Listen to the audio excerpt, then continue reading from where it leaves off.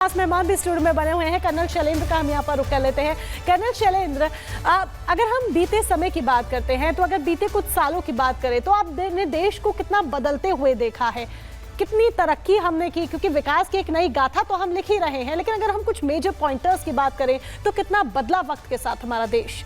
जय हिंद, नमस्कार। आपको गणतंत्र दिवस मुबारक हो, टीम रिपब्लिक को मुबारक हो। जो टेक्नीशियंस हैं हमारे सामने जो आपको नहीं दिखते, उन सभी को ये मुबारकबाद कि हमारी ये टेलीकास्ट पब्लिक तक पहुंचाने में इन टेक्नीशियंस का सबसे बड़ा हाथ है। मुझे लगता है देशवासी इस बात को ज़रूर एक्नॉलेज करते होंगे। इस बार की थीम क्या है?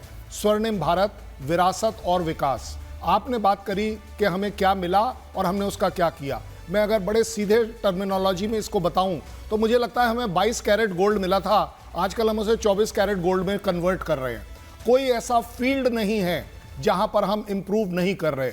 अगर हम स्पेस में डॉकिंग कर पाते हैं, हम स्क्रैमजेट इंजन बना पाते हैं, हम हाइपरसोनिक टेक्नोलॉजी को, जिसको निश टेक्नोलॉजी 4 से 5 कंट्रीज के पास है पूरी दुनिया में, उसमें एंटर करते हैं, तो आप सोच लीजिए कि चाइना भी मजबूर होकर हमारे को अप्रिशिएट करता है कि जिस तरीके से हम अपने ओन पर इन सारी चीज़ों को डेवलप कर रहे हैं। अगर आज इकॉनमी की बात करें तो मुझे लगता है पूरी दुनिया भारत को ना केवल देख रही है, इग्नोर करने का सवाल ही नहीं उठता कि भारत के बिना उनकी अपनी इकॉनमी अफेक्ट होगी या नहीं होगी। अगर हम ग्रो कर रहे हैं तो वो भी ग्रो करेंगे। अगर एजुकेशन का फील्ड ले लीजिए, एजुकेशन फील्ड में नासा में भी आज की तारीख में इंडियन साइंटिस्ट काम कर रहे हैं। ऐसा कोई जगह नहीं है जिसको जहां पर टॉप मोस्ट टेक्नोलॉजी का इस्तेमाल हो और वहां भारतीय ना हो। भारतीय डॉक्टर्स अपने आप में पूरी दुनिया में प्रसिद्ध हैं।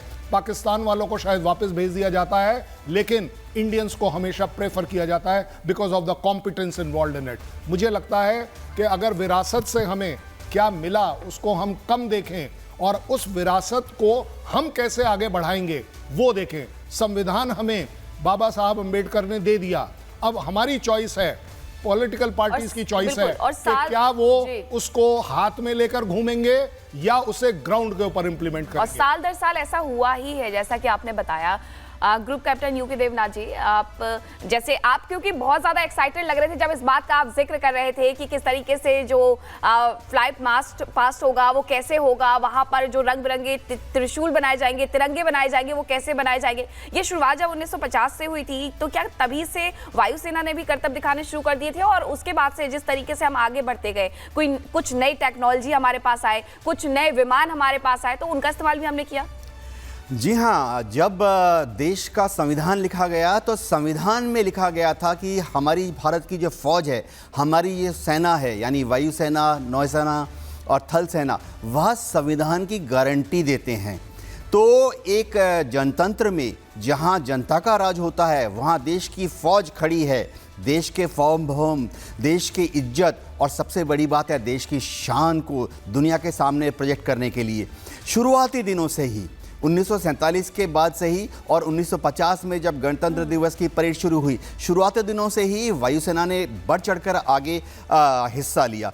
इसका एक बहुत बड़ा कारण था कि 1947-48 में जब देश आज़ाद हुआ तो पाकिस्तान के साथ JNK में एक युद्ध हुआ और उसके अंदर भारतीय हमारी फौज और सबसे बड़ी बात है हमारी एयरफोर्स के जो फाइटर ट्रांसपोर्ट विमान थे उनको पार्टिसिपेट करना पड़ा। ही वायुसेना ने हिस्सा लिया है और वक्त के साथ ये और भी ज्यादा मजबूत हुई है, जिसे हर किसी ने देखा है। शिखा ग्राउंड से हमारे साथ बनी हुई है। शिखा, 8 बजने वाले हैं, किस तरह की तस्वीर वहां पर आप देख रही है? लोगों का जोश कितना हाई नजर आ रहा है क्योंकि भीड़ आ रही है?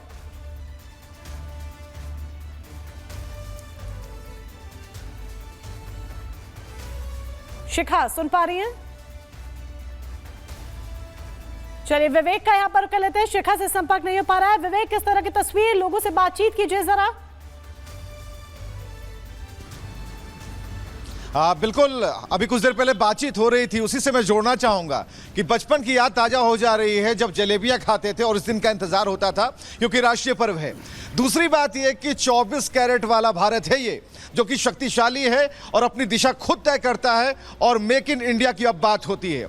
हम उस आसमान की तरफ अभी इंतजार कर रहे हैं और हमारे साथ यहाँ पर देखिए कई लोग यहाँ पर हैं, मौजूद हैं, उनसे भी हम जरा बात करने की कोशिश करते हैं और गणतंत्र के मायने को जरा समझने की कोशिश करते हैं। क्या है गणतंत्र के मायने आपकी नजर में? आज का दिन कितना भव्य है, कितना शक्तिशाली भारत है? आज का दिन बहुत ही मतलब अच्छा है, क्योंकि आज प्रजातंत्र दिवस है और ये हमारे भारतवर्ष के लिए बहुत अच्छा है, क्योंकि एक्चुअली हमने आज बिल्कुल देखिए, विवेक, आप बात करते actually रहिए। जो और ये पहले जैसा उत्साह था, है, आज से ये उत्साह पता- है लोगों का जो सुबह सवेरे पहुंच गए हैं ताकि वो भी देख सके कि आज किस तरीके से रोंगटे खड़े कर देने वाली वो मार्च पास्ट होती है। हमारे साथ मेहमान जुड़े हुए हैं और हमारे साथ हमारे सहयोगी भी जुड़े हुए हैं। इधर ममता कुलकर्णी के महामंडलेश्वर बनने को लेकर सवाल उठने लगे हैं। किन्नर जगत गुरु हिमांगी सखी ने इस पर आपत्ति जताई और पूछा कि किन्नर अखाड़े ने किस स्त्री को महामंडलेश्वर क्यों बनाया है, और भी तमाम तरह के आरोप भी लगाए गए हैं। रिपोर्ट आपको दिखाते हैं।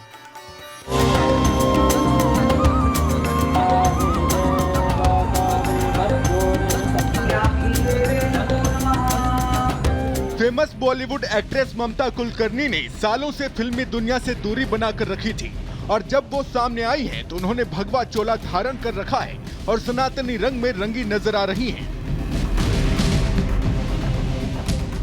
ममता कुलकर्णी ने संन्यास ले लिया है, खुद का पिंडदान कर दिया है और किन्नर अखाड़े की महामंडलेश्वर श्री यमाई ममतानंद गिरी बन गई हैं। तो अब इस पर भी नया विवाद खड़ा हो गया है। किन्नर जगत गुरु हिमांगी सखी ने इस पर सवाल खड़े किए हैं।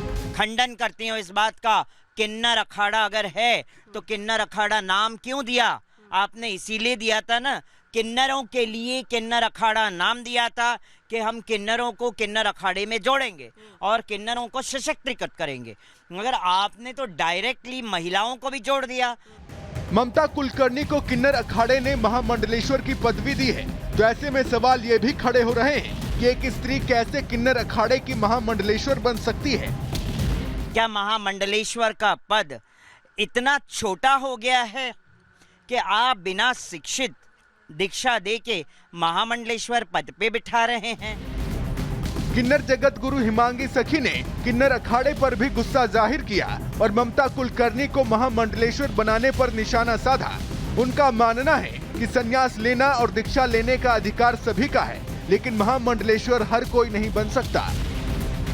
ममता कुलकर्णी की बात आती है, यमाई ममता कुलकर्णी बन गई हैं अब, मगर एक चीज़ है, समाज को आप कैसा गुरु दे रहे हैं वो भी तो वहाँ भी तो एक दृष्टिकोण हमें डालना चाहिए कि समाज को हम ऐसा गुरु दे रहे हैं जिस गुरु का बैकग्राउंड जो डी कंपनी के साथ रहा हो, जो ड्रग्स के आरोप में जेल में भी रह के आई हुई हो और अचानक से भारतवर्ष के अंदर प्रकट हो जाती है मुंबई में। दरअसल किन्नर जगत गुरु हिमांगी सखी ने किन्नर अखाड़े से अलग वैष्णव किन्नर अखाड़े का गठन करने का फैसला किया है। उन्हें विश्व की पहली किन्नर जगत गुरु की उपाधि मिल चुकी है। वहीं ममता कुलकर्णी का विवादों से पुराना नाता रहा है। वो फिल्मी करियर के दौरान भी कई विवादों में घिरी रही और अब जब वो सब कुछ त्याग कर भक्ति और आध्यात्म के मार्ग पर निकल चुकी हैं, तब भी विवादों का सिलसिला उनके साथ बना हुआ है। Bureau report, Republic Bharat.